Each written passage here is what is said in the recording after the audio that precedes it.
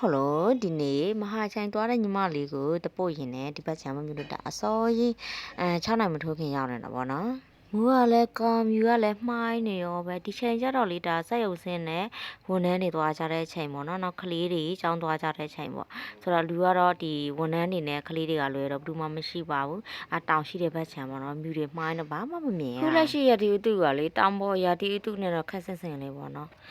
တောင်နေဆိုလဲမြူတွေမှားနေအေးလေးအေးတယ်ပေါ့နော်ဒါကမမျိုးတို့ဒီမှာတပုတ်ရင်နဲ့အတုပ်ဆိုင်လေးတွေ့တော့သူနေတာမျက်စိတရယူလို့